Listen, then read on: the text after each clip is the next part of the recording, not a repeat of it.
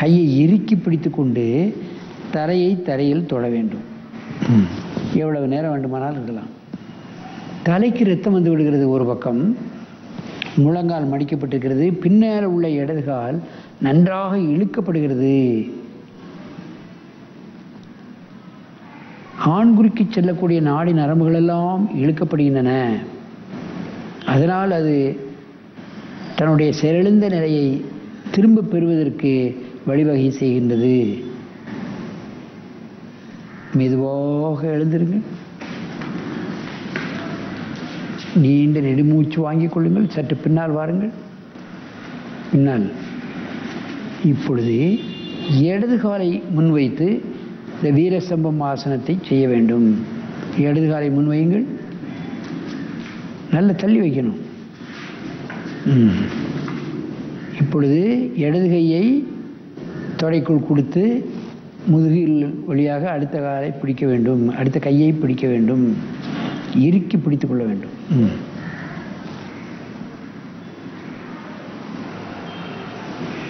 எத்தனை வளைவு நெளிவு சுழிவுகளை நீங்கள் கவனிக்க வேண்டும். பாருங்கள்.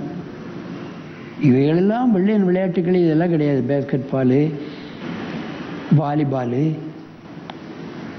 உயரம் தாண்டுதல், நீளம் தாண்டுதல், நீச்சல் அடித்தல், இவைகளெல்லாம் உடலில் வளையும் தன்மைக்கு ஏற்படுவார் கிடையாது. ஹார்ட் பீட் அதிகமாகும். சில ஃபுட்பால் விளையாட்டிலே ஒரு பெரிய வீரர் ஃபுட்பால் கிரவுண்ட்லேயே விளையாடும் போதே கீழே விழுந்து அப்படியே இறந்து போன செய்திகளெல்லாம் பேப்பர்லேயே வந்திருக்கிறது. இது அமைதியாக நம்ம இருப்பிடத்துக்குள்ளேயே செய்யக்கூடியது. மெதுவாக இந்த ஆசனத்தை கலையுங்கள். ஒவ்வொரு உறுப்புகளையும் சரியாக இயங்குவதற்கு நமது முனிவர்கள் ஆசனங்களை வைத்திருக்கிறார். பாருங்கள். மீண்டும் ஒரு முறை இடது காலை முன்னே வைத்து இந்த ஆசனத்தை செய்யுங்கள்.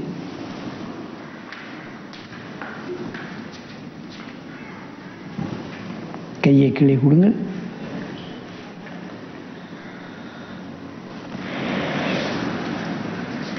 கால் பின்னால் நீட்டி இருக்கின்ற கால் நன்றாக நீளமாக நீட்ட வேண்டும். ஒரு 20 எண்ணிக்கை 30 எண்ணிக்கை இருக்க வேண்டும். ஆண்மை குறைவை நீக்குவதற்கு எத்தனை லேகியங்கள், எத்தனை மாத்திரைகள், மருந்துகள், பத்திரிகைகளில் வரக்கூடிய விளம்பரங்களில் பாதியை பார்ப்போமே ஆனால் ஆண்குறியை அதனுடைய தன்மை இழப்பை, இழந்து போன சக்தியை மீண்டும் பெறுவதற்கு பல்வேறுபட்ட லேகியங்களையும் மாத்திரைகளையும் தான் சொல்லிக் கொண்டு இருக்கிறார்களே தவிர அந்த மாத்திரை சாப்பிட்டா தான் வீரியம் வரும், இல்லைன்னா வராது. கொஞ்ச நாளில் சைடு எஃபெக்ட் வரும். அந்த மாத்திரையினால் பிறகு எஃபெக்டே கிடைக்காது. திரும்ப மீண்டும் மீண்டும் வீரியமான மாத்திரைகளை சாப்பிட்டு உடலை பக்க விளைவுகளுக்கு ஆட்படுத்திக் கொள்கிறார்கள். மெதுவாக எழுந்திருங்கள். நீண்ட நெடுமூச்சு வாங்கிக் கொள்ளுங்கள். நல்ல மூச்சு எடுக்கணும். மீண்டும் இடது காலை முன்வையுங்கள்.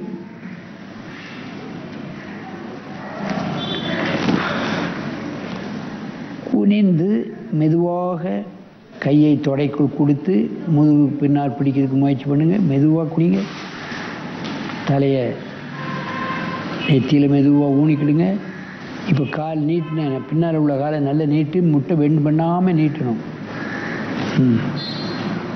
காலை நீட்டினால்தான் அந்த நரம்பு நல்ல வேலை செய்யும்.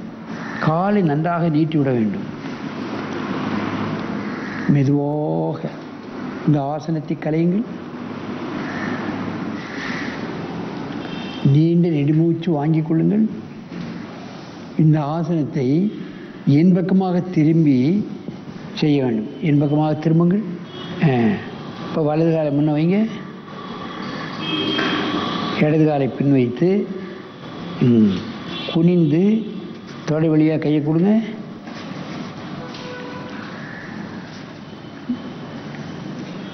கொஞ்ச நாள் ஆக ஆக தலையை பாதத்தின் மீது வைப்பதற்கு முயற்சிக்க வேண்டும். அப்பொழுதுதான் அந்த ஆசனத்தினுடைய முழு பலனும் கிடைக்கும். நிமிருங்க. நல்ல மூச்சுடுங்க.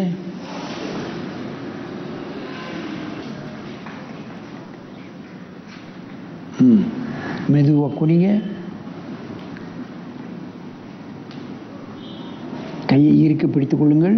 தலையை ஊனி பின்னால் உள்ள கால் மடங்காமல் நல்லா நீட்டுங்க. பின்னால் உள்ள கால் நிமிர நிமிர அந்த நாடி நரம்புகள் எல்லாம், ஆண்குறிக்கு செல்லக்கூடிய நாடி நரம்புகள் எல்லாம் பலப்படும்.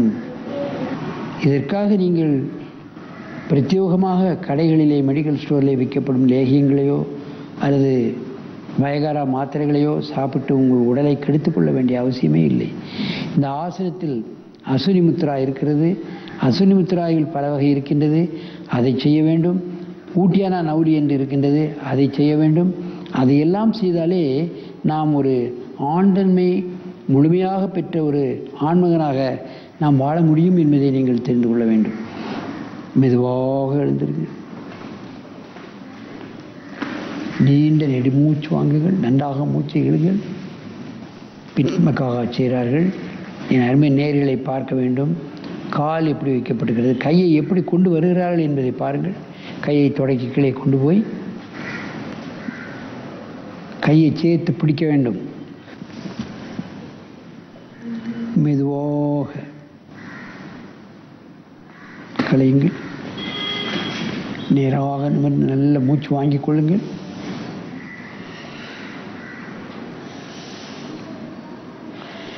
மெதுவாக குனிங்க.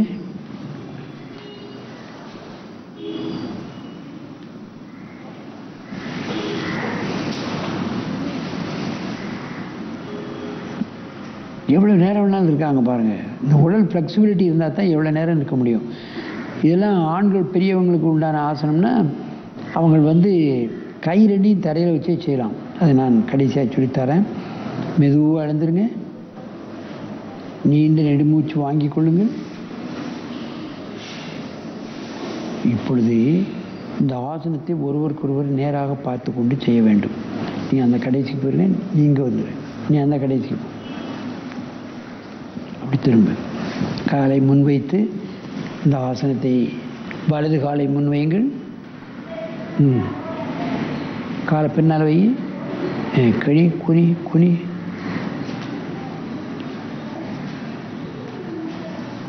வலது கால் முன் வைத்தால் வலது கை தான் தொடை வழியாக போகணும்.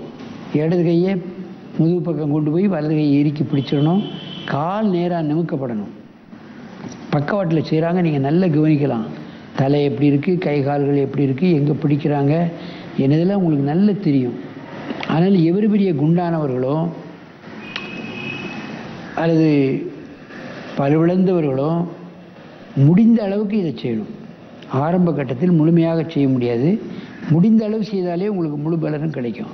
மெதுவாக இந்த ஆசனத்தை கலையுங்கள். நீண்ட மூச்சு வாங்கிக் கொள்ளுங்கள். இடது காலை முன் வையுங்கள். அப்படியே குனிங்க. கையை நல்லா இறுக்கி பிடிக்கணும். கையை பிடிக்கலைன்னா பிரயோஜனம் இல்லை. இறுக்கி பிடிச்சிட்டு கொஞ்சம் கொஞ்சமாக தலையை பாதத்துக்கு கொண்டு வரதுக்கு முயற்சிக்கணும். மெதுவாக எழுந்திருங்க. நேராக பத்மாசனத்தில் அமருங்க. ஆண்மை குறைவுக்கு ஏற்ற முக்கியமான ஆசனம் முனிவர்கள் கொடுத்திருக்கிறார்கள். இப்பொழுது நம்ம அதற்காக மாத்திரைகள் நிறைய வந்துவிட்டன, லேகியங்கள் வந்துவிட்டன. விளம்பரங்களில், பேப்பர்களில் வரக்கூடிய விளம்பரங்களில் பாதி விளம்பரத்துக்கு மேலே பார்த்தா இதுதான் இருக்கும். அதுக்கே தனி பக்கம் ஒதுப்பி இருப்பாங்க. அந்த நிலைக்கெல்லாம் நீங்கள் தள்ளப்படக்கூடாது.